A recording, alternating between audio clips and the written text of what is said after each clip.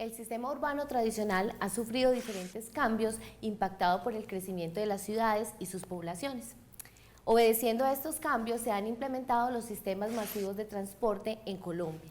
Ese es el tema que trataremos hoy aquí en Razones de Peso.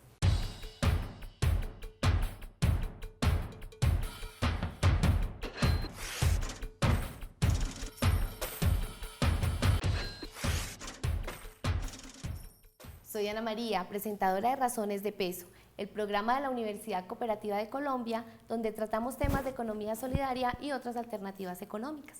El día de hoy hablaremos sobre la situación actual de los sistemas de transporte masivo en Colombia. Para eso nos acompañan en nuestro programa el señor Iván Darío Restrepo, administrador de empresas, gerente de la cooperativa Cotransa y Sandra. Bienvenido, Iván. Y el ingeniero Jorge Iván Silva, ingeniero civil, decano de la Facultad de Ingenierías de la Universidad Cooperativa de Colombia. Bienvenidos y gracias por estar con nosotros. Muchas gracias. Iván Darío, hagamos una breve historia para entrar en materia y que nuestros televidentes puedan enterarse un poco más de este tema. ¿Cuál es la historia de la implementación de los sistemas de transporte masivo en Colombia? Sí, periodista Ana María, los transportes masivos en Colombia tienen ya una historia cercana a los 20 años. Los llaman transportes masivos de mediana capacidad porque, diferente al metro que cruza la ciudad de Medellín, son sobre ruedas y no sobre rieles, y su capacidad es menor, es más elevada que la de un bus tradicional, pero menor a la de los sistemas masivos. Se inician hace 20 años con miras a solucionar los problemas de transporte en las ciudades capitales, especialmente. Inicialmente inician para Bogotá con el denominado Transmilenio y de ahí se irrigan a 6 ciudades capitales adicionales que son Cali, Pereira, Barranquilla, Bucaramanga y Medellín. Cartagena todavía no ha logrado implementarlo ni iniciar operaciones. El transporte masivo de mediana capacidad pues busca suplir la segunda necesidad más esencial en una ciudad colombiana después del agua potable. Pues todos estamos acostumbrados que hasta tuvimos alguna vez un apagón y no teníamos energía eléctrica y las ciudades lograron adecuarse. Pero uno no se imagina una ciudad 5 o 6 días sin agua potable, las amas de casa especialmente y todos los seres humanos, porque es vital, y tampoco se imagina una ciudad colombiana 5 o 6 días, 7, sin transporte público urbano de pasajeros.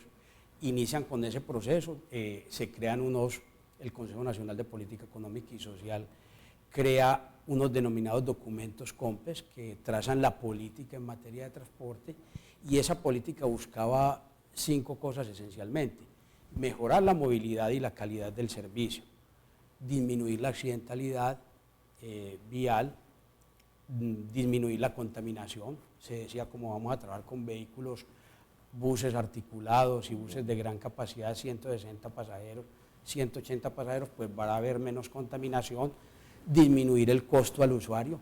Obviamente que si teníamos buses de tanta capacidad, pues los pasajes al usuario y la tarifa podría ser menor.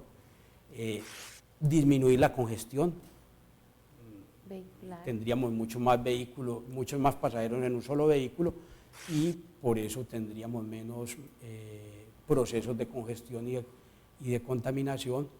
Y tenían un proyecto que era ser inclusivos en el transporte, pues como es una industria tan socializada y democratizada, hay muchas cooperativas de transporte y la propiedad del parque automotor es de 1.3 vehículos por propietario o por familia transportadora. Muy bien, Iván, vamos a hacer un momentico, una pausa. Quiero preguntarle al ingeniero Jorge Silva, ¿cuáles son esos criterios que se tienen en cuenta en un proyecto para implementar los sistemas de transporte masivo? Hay unas variables, Ana María, que son muy importantes y que todas van orientadas hacia la calidad de vida del usuario final.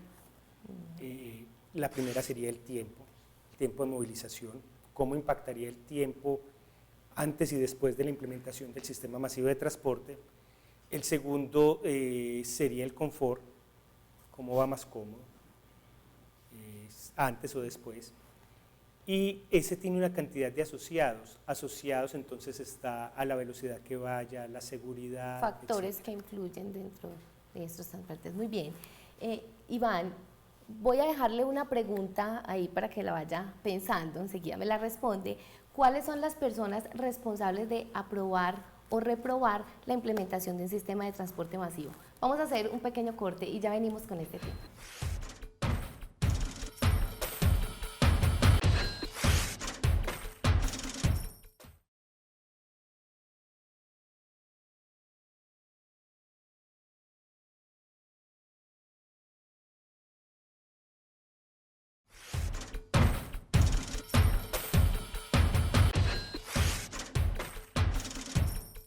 Iván, vamos a hacer una corrección. Al principio del programa hablábamos de las funciones que usted cumple. Usted es el gerente de la corporación Cotransa.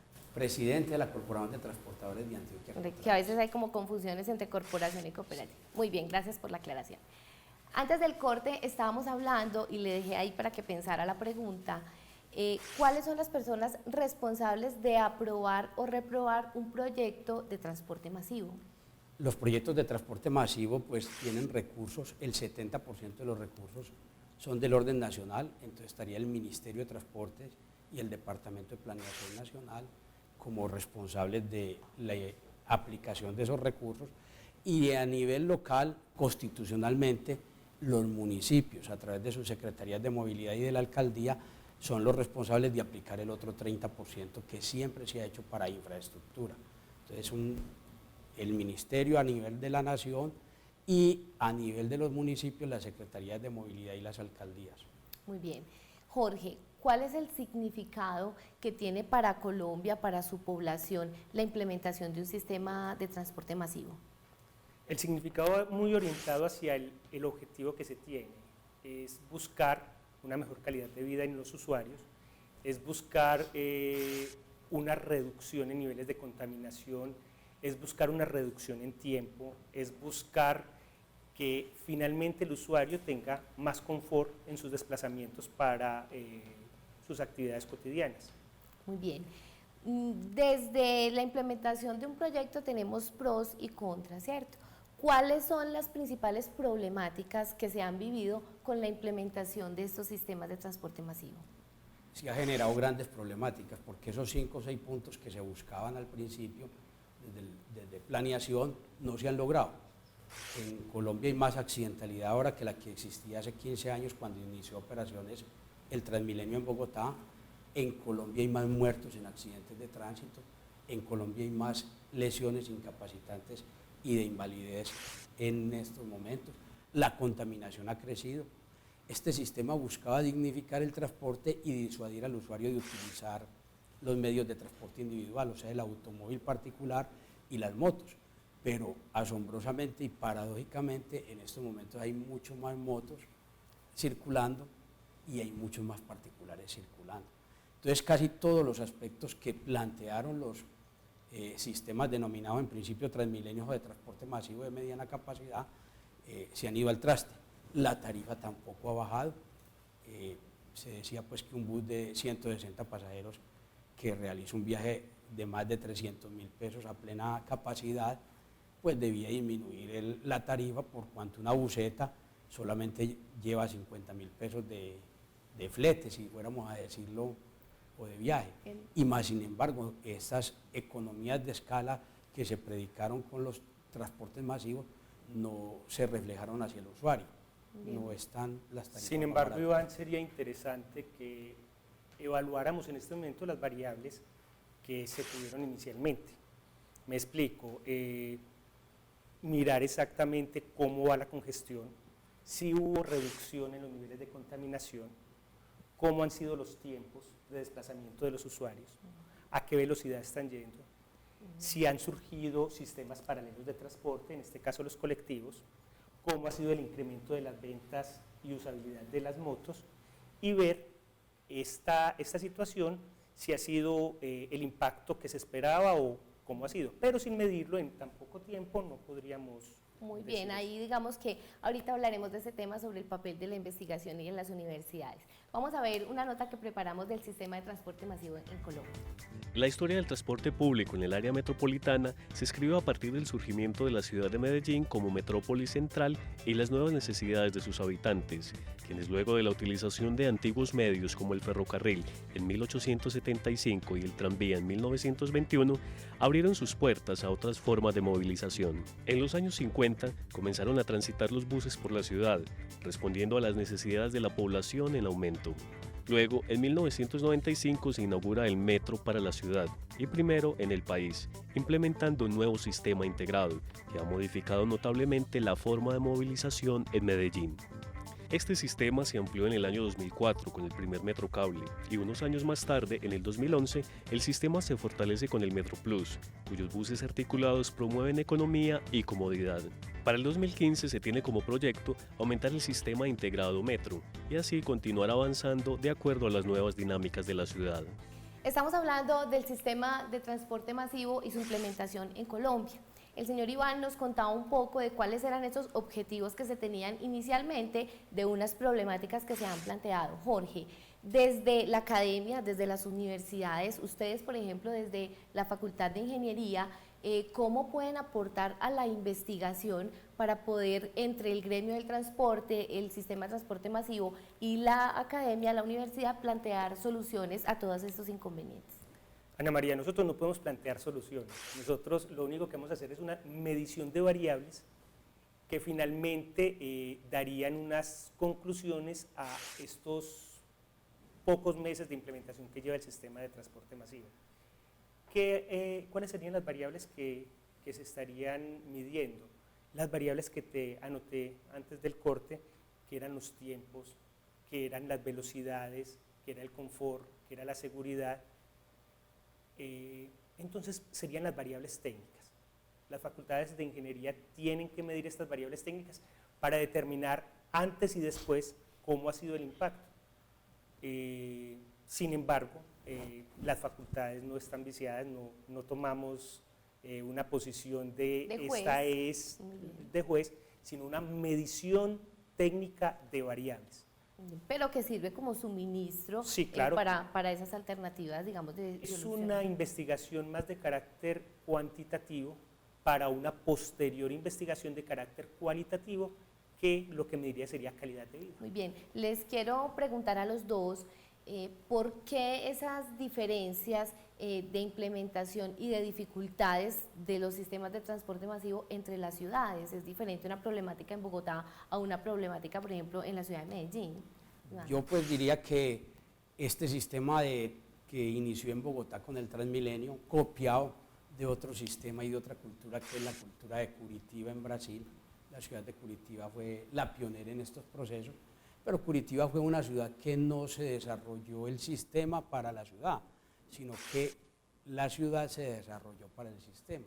Es diferente el proceso, la arquitectura, el diseño y la planeación urbana fueron previos y tuvieron una continuidad de 20 años. Lo trasladamos a Bogotá, tiene similitudes. Bogotá estaba sediento de alguna solución porque Bogotá pues tenía viajes en servicio urbano de más de 70 minutos promedio, cuando Medellín para la época era de 18 minutos el viaje promedio, y obviamente que pensamos que esa solución que se daba para Bogotá era replicable en Pereira.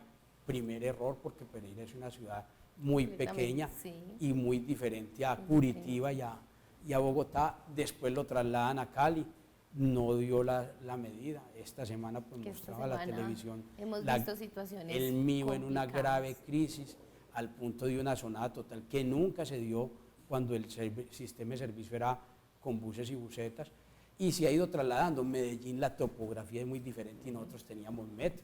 Entonces, en todas las ciudades hay una diferencia, y copiar un modelo o europeo o de un país como Brasil y de unas ciudades, copiarlo sin tropicalizarlo o sin montañerizarlo a las condiciones de Antioquia o de Medellín, eso implica todos los perjuicios que me gusta viendo. Ese término, Jorge, ¿qué percepción tienen ustedes? Estoy de acuerdo con Iván,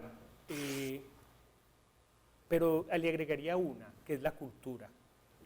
Se entró en el sistema en una forma rápida, y cambiar esquemas culturales es un poco más complicado. Obviamente la topografía es un factor determinante, las poblaciones son diferentes, los crecimientos poblacionales son bastante diferentes también y la calidad de las vías. Hay ciudades que tienen mayor área en vías que otras. Se supone que una ciudad industrializada debe tener aproximadamente el 33% de su área en vías. Medellín tiene el 38%, no hay donde construir más vías y ya estamos colmatados. Muy bien.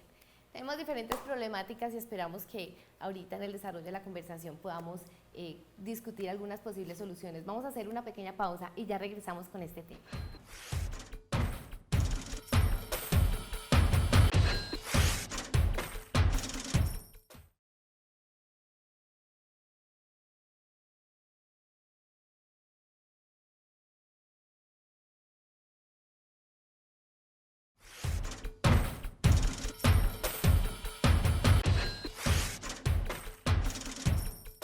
Gracias por seguir con nosotros. Estamos en Razones de Peso, el programa de la Universidad Cooperativa de Colombia, donde tratamos temas de economía solidaria y otras alternativas económicas. Hoy estamos hablando sobre la implementación y la situación actual de los sistemas de transporte masivo en Colombia. Hablábamos un poco de los factores que influyen, de las diferencias entre unas ciudades y otras. ¿Cuál es el papel o cuál es el papel protagónico de los capitales que están llegando, invirtiendo en estos sistemas de transporte masivo? Sí, Ana María, recuerda que dijimos al principio que el COMPES establecía que habría una inclusión de esos pequeños propietarios de 1.3 vehículos cada uno a este sistema. En el país, pues era un país de más de 50.000 propietarios y familias devengaban su sustento del transporte urbano. Entonces uno se queda asombrado porque, aunque el COMPES previó eso, algunas multinacionales y grandes capitales se han ido apoderando de estos medios de producción. Eran 50.000 propietarios y se sabe que ya en Bogotá la propiedad de más de 17.000 vehículos, de 13 o 14.000 propietarios, se han trasladado a solamente 5 o 6 empresas, dentro de las cuales hay unos capitales muy importantes de entidades ya multilatinas o multinacionales en operación de transporte. Uno dice, ¿por qué le sigue interesando si vemos que Pereira tuvo un problema y unas dificultades grandes y ellos siguen insistiendo en implementar en Medellín, en Cali, en Barranquilla, en Bucaramanga, en Cartagena? Porque para la multinacional es bueno. Lo que es malo, por ejemplo, para a un propietario individual, para 1.000 propietarios, es bueno para la multinacional. Así se rebaje la movilización de pasajeros o los viajes persona día satisfecho o los pasajes vendidos. Como es un solo grupo pequeño, aunque se muevan menos pasajeros, tiene más ingresos. Estarían focalizando ese mercado. Jorge, desde la academia, ¿cuál es la posición a la implementación de sistemas de transporte masivo? Es una posición de medición y apoyo, o sea, no podemos tomar partido. La academia no toma partido, pero sí puede medir las variables. Y al medir las variables, tomar un insumo que pueda determinar decisiones futuras.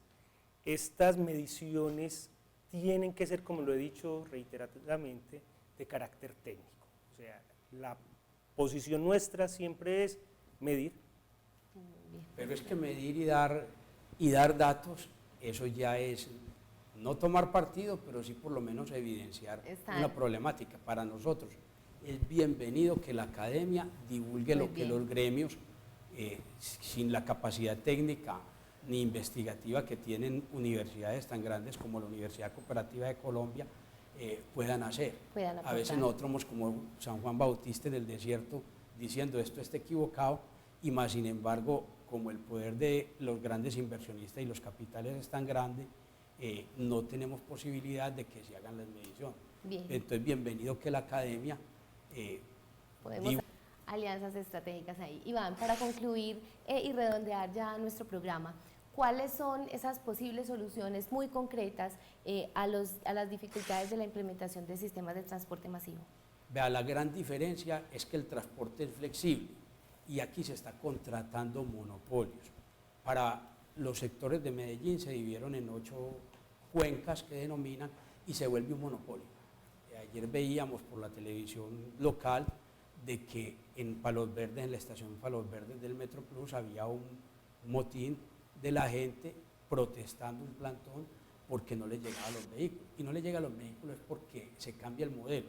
El modelo anterior era de competencia, era flexible, era de adicionarle despachos y vehículos. El modelo actual es tomar una zona, entregarla como un feudo a un operador, concesionársela en una licitación y prohibir que cualquier otra persona elija otro medio de locomoción.